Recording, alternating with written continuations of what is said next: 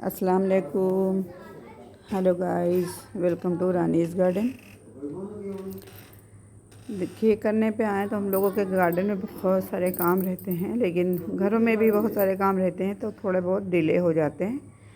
लेकिन ज़्यादा डिले करना ठीक नहीं है। देखिए, केंचुआ, तो अगर आपके पॉट्स में केंचुए हैं तो उनको निकाल के बाहर ना कीजिएगा, क्योंकि केंचुए हमारी मिट्टी को फर्टाइल बनाते हैं। तो उसको रहने दीजिए। मुझे तो केंचुए नज़र आ जाते हैं मेरे गार्डन में, तो उनको उठा उठा के डाल देती हूँ अपने पॉट्स में। तो देखिए, अगर आपको मैं बता रही थी कि अगर आपको रिपोर्ट करना है अपने प्लांट वगैरह, तो अभी भी टाइम है, उनको रिपोर्ट कर लीजिए। मौसम अच्छा हो गया है, ठंडा हो गया है, तो इस मौसम में कोई ख़तरा नहीं है प्लांट्स के मरने का। तो मैं चूँकि हमेशा अगर पॉट मेरा बड़ा है तो मैं नीचे सूखी पत्तियाँ या हरी पत्तियाँ कुछ भी, और या तो किचन वेस्ट कुछ भी मैं डाल देती हूँ, ऊपर से मिट्टी डाल देती हूँ। और मेरी मिट्टी थी इसी पॉट से निकली थी। ये पॉट नहीं है एक्चुअली, ये एक डस्टबिन था जिसको मैंने पॉट बना लिया था। तो उसकी जो मिट्टी थी, इसमें एक लगा था हमारा बहुत महंगा प्लांट लगा हुआ था, जिनाडू जिसको बोलते हैं, तो वो सूख गया था, इसी बारिशों में सूख गया था। फिर ये इसी की मिट्टी मैंने जो है थोड़ी सी सुखा ली, और उसके बाद मैंने इसमें बालू मिलाई, रेता जिसको बोलते हैं, और ये हमारा किचन वेस्ट कंपोस्ट है।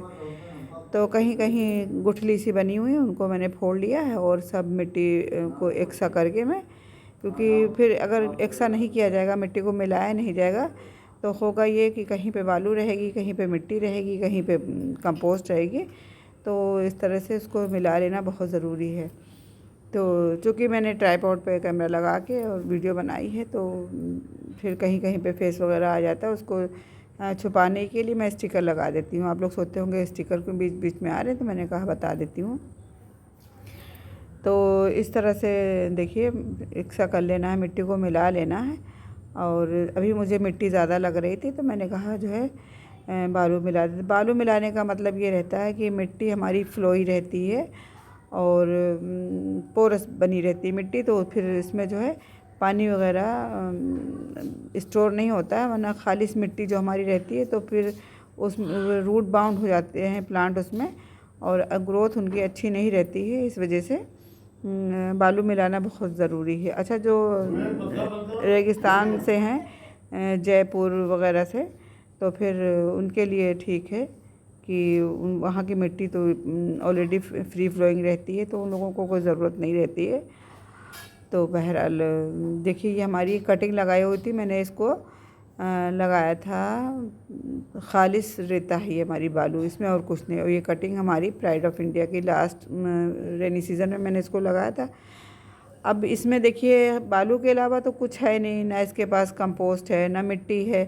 तो बहरहाल इसने अपने प्लांट को ज़िंदा रखा था, और ग्रोथ नहीं हो रही थी। अब ग्रोथ के लिए चाहिए था हमको कि जो है मैं यहाँ पे कुछ करूँ और अपने प्लांट्स को दूँ। तो फिर मैं करने लगी हूँ इसको रिपोर्ट। और देखिए, इस तरह से आधा जब पॉट मैंने फिल कर लिया, फिर उसमें जो है मैंने अपना प्लांट रखा। और प्लांट रखने के बाद मैं ऊपर से जो जितनी ज़रूरत की है उतनी मिट्टी में डालूँगी, क्योंकि अगर मैं पॉट ज़्यादा भी भर दूँगी, तो चूँकि अब विंटर शुरू हो गए हैं, तो ज़्यादा पानी देने की ज़रूरत नहीं। मैं तो हफ्तों हफ्तों, मेरे जो टेरेस पे प्लांट रखे हैं, मैं हफ्तों हफ्तों पानी नहीं देती हूँ। वजह ये, इतनी ओस गिरती है, तो उसमें जो है फिर वो ऐसे नमी बनी रहती है प्लांट्स में, तो मैं ज़्यादा पानी नहीं देती हूँ। और फिर मैंने ऊपर से थोड़ा सा फंगिसाइड डाल दिया है, क्योंकि फंगस में प्लांट्स में फंगस का अटैक बहुत जल्दी होता है, तो इस वजह से। और ये देखिए, मेरा पॉट है, इसमें मैंने एक ज़ोरा लगाया हुआ था।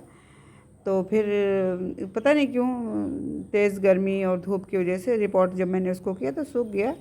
तो इसमें मैंने गीला कचरा डाला हुआ था, टर्टल वाइन वगैरह डाल दी थी। अभी वो, ये देखिए, मेरे गार्डन में इस बार जोंक बहुत हो गई हैं। तो ये वो वाली जोंक नहीं है जो पानी में होती हैं, कि पानी वाली जोंक तो चिपक जाती हैं बॉडी से, और ये वो वाली नहीं है, लेकिन बेफराद बेशुमार की हो गई हमारे गार्डन में इस बार। तो इसमें भी मैं थोड़ा सा किचन वेस्ट डाल दूँगी, क्योंकि पॉट बड़ा है। तो इसमें मैं किचन वेस्ट बोले, सॉरी, गार्डन वेस्ट ही हमारा है, उसको मैंने कट किया था प्लांट्स को, तो वही अब थोड़ा सा फंगीसाइड डाल के, और वही प्रोसेस सेम रहता है हमारा। मिट्टी जो है, मिट्टी को मिला लूँगी और बराबर से। बहुत ज़्यादा हमारे यहाँ इस बार हो गए हैं वही जो बताया था।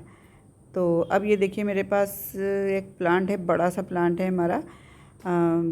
इसको गुलमोहर बोलते हैं।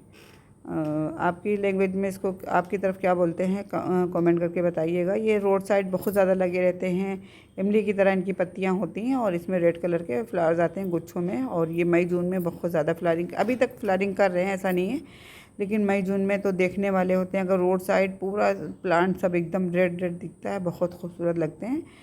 तो मैंने इसको ऐसे एक बोरी में लगा दिया था, लेकिन अब वो बोरी फट गई। इनकी बोरियों की लाइफ नहीं होती है ज़्यादा, बहुत ज़्यादा। अगर आप खींच के इसको चला लेंगे तो 2 साल तक चलेगी। जो रेडीमेड हमारे ग्रो बैग होते हैं वो मज़बूत होते हैं, लेकिन मैंने उनको कभी परचेज़ नहीं किया। वह बस मुझे कभी पॉट्स की ज़रूरत महसूस होती है कि नहीं, रिपोर्ट करना बहुत ज़रूरी है, पॉट नहीं है, तो फिर मैं इस तरह से बोरियों में लगा देती हूँ। क्योंकि हमारे यहाँ जो चावल वगैरह आते हैं, तो चावल के कट्टे होते हैं 10-10 किलो वाले, मैं उनमें अपने प्लांट लगा दे, उसी में कंपोस्टिंग करती हूँ, उसी में कोई ना कोई सीजनल प्लांट लगा देती हूँ। उसके बाद एक सीज़न तो पूरा प्लांट का मैं मज़ा लेती हूँ, उसके बाद कंपोस्ट मेरी तैयार हो जाती है।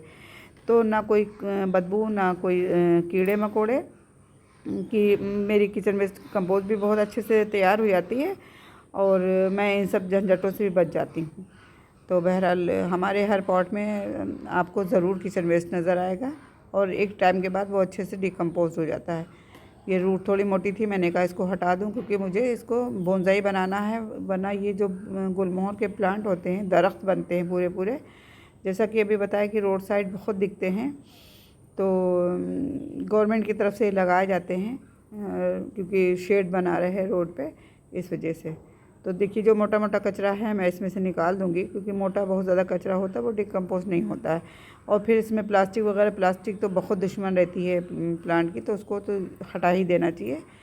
तो फिर इस तरह से मैंने नीचे जो है किचन वेस्ट डाल दिया, सॉरी गार्डन वेस्ट डाला, गार्डन वेस्ट डाली, थोड़ी सी मिट्टी डाली। अभी ये मुझे अच्छे से फिट बैठता नज़र नहीं आया, तो मैंने सोचा इसको अभी थोड़ा सा हटा देती हूँ। मैं थोड़ी सी मिट्टी रिमूव कर दूँगी और देखती हूँ 1-2 सीज़न जो है लगा रहेगा, बना रहेगा, उसके बाद मैं दूसरा पॉट दे दूँगी इसको। थोड़ा सा सेंटर ज़रूर देखना चाहिए प्लांट लगाते टाइम, लेकिन अगर हम पॉट में कोई प्लांट लगा रहे हैं तो सेंटर अगर नहीं भी बनता है, प्लांट टेढ़ा मेढ़ा हो जाता है, कोई साइड को झुक जाता है, तो ज़्यादा टेंशन लेने की ज़रूरत नहीं है, क्योंकि इसका कंट्रोल हमारे हाथ में होता है। हम आज नहीं तो कल इसको फिर से रिपोर्ट करके प्लांट को सीधा कर देते हैं। लेकिन जो प्लांट हम ज़मीन में लगाते हैं उनका सेंटर तो खासकर देखना चाहिए, प्लांट देखना चाहिए कि सीधा जा रहा है कि नहीं जा रहा है, क्योंकि ज़मीन में एक बार लगने के बाद ग्रोथ बहुत ही अच्छी होती है और फिर प्लांट से दरख्त बनते टाइम नहीं लगता है। फिर आप उसमें कुछ नहीं कर सकते, अगर आपने टेढ़ा तिरछा लगा दिया तो फिर वो वैसे ही ग्रो करता चला जाएगा। लेकिन अगर प्लांट आपने पॉट में लगाया है तो ज़्यादा टेंशन लेने की आपको ज़रूरत नहीं है। अगर तिरछा हो भी गया बाई चांस तो उसको आप सीधा कर सकते हैं।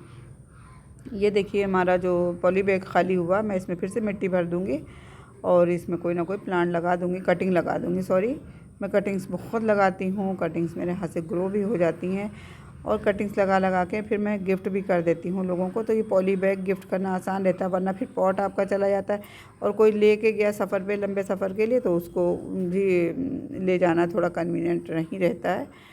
तो इस तरह से मैंने देखिए वो उसमें बालू भरी हुई थी, तो फिर उस बालू को मैंने रिमूव कर दिया, हटा दिया, निकाल दिया और इसी में मैंने ये अपनी जो सॉइल बनी हुई है बहुत अच्छी, तो इसको भर दिया। और ये देखिए हमारा इसी में फायर क्रैकर्स वाइन तो इतनी बेशर्म टाइप की वाइन होती है, कहीं से ज़रा सी मिट्टी में टच हो जाती है तो प्लांट तैयार हो जाता है।